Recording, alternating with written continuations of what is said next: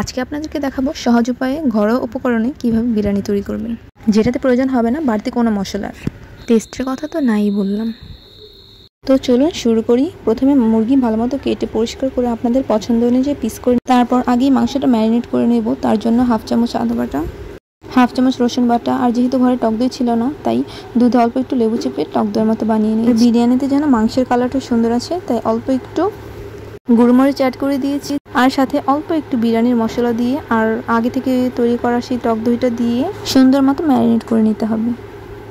এই তো আমার ম্যারিনেট করা শেষ। এখন সুন্দর মতো ঢাকা দিয়ে এক সাইডে রেখে এই তো আমি পাশে কড়াই বসিয়ে দিয়েছি, আর সেখানে কুচি করে পেঁয়াজগুলো দিয়ে দিচ্ছি। আর তেলটা আপনাদের প্রয়োজন মতো দিবেন, যে যতটুকু খেতে পছন্দ করেন। আর পেঁয়াজটা তো এখানে দেখানোর কিছু নেই, আপনারা আপনাদের প্রয়োজন মতো দিয়ে নেবেন। আমি এখানে পেঁয়াজটা লো আছে ভেজে নিচ্ছি যেন বেরেস্তাটা সুন্দর হয়। এই তো আমার বেরেস্তার কালার এসে গিয়েছে, এখনই তুলে ফেলতে হবে। বেশিক্ষণ রাখলে আবার বেরেস্তার কালার নষ্ট হয়ে যেতে পারে।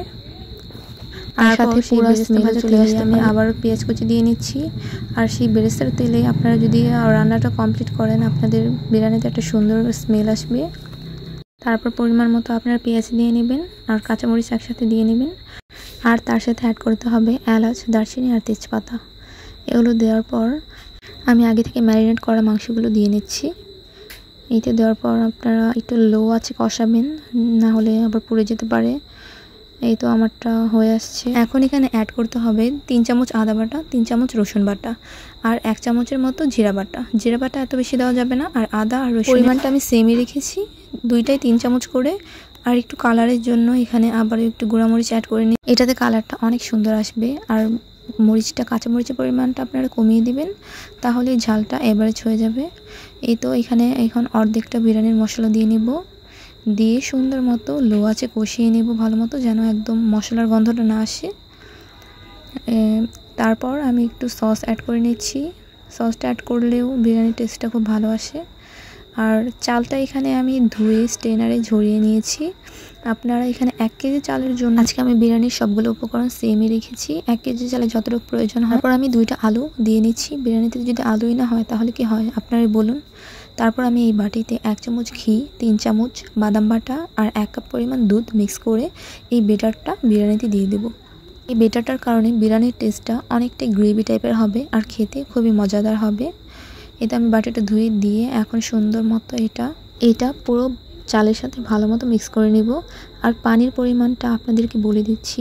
1 কেজি চাল মানে 3 পট চালের জন্য আপনারা যে পটেই চাল নেবেন বা যে গ্লাসে চালটা নেবেন তার ঠিক ডবল পরিমাণ পানি দিয়ে নেবেন। মানে 3 কাপ চাল দিলে আপনারা এখানে 6 কাপ পানি দিবেন, তাহলে আপনাদের বিরিয়ানিটা দেখবেন খুবই ভালো হবে। আর এই নিয়মটা পোলাও রান্না করার ক্ষেত্রেও সেম নিয়মই। এই তো এই শেষের দিকে আমি আমার আগে থেকে করে রাখা বেরেস্তাগুলো দিয়ে নিই, এতে বেরেস্তার ফ্লেভারটা পুরো বিরিয়ানিতে মিক্স হয়ে যাবে। আর অবশ্যই আপনারা ফোটানো পানি ব্যবহার করুন। এই তো আমার রান্না শেষ পর্যায়ে, চাইলে এখন আপনারা 1 চামচ ঘিও অ্যাড করে দিতে পারেন। এই তো বিরিয়ানির পানিটা যখন শুকিয়ে যাবে তখন আবার ঢাকনা দিয়ে একদম লো আছে 5 থেকে 7 মিনিট ভালো মতো দম করে নিব। আর মাঝখানে যদি সন্দেহ হয় আপনারা আবার একটু দেখে নেবেন যে লেগে যাচ্ছে কিনা। এই তো দেখুন মাশাআল্লাহ বিরিয়ানির কালারটা খুব সুন্দর এসেছে, আর খেতে তো অনেক মজার হয়েছিল। সবাই খেয়ে খুব প্রশংসা করেছিল বিরিয়ানি। আপনারাও ট্রাই করে রিভিউ শেয়ার করতে ভুলবেন না।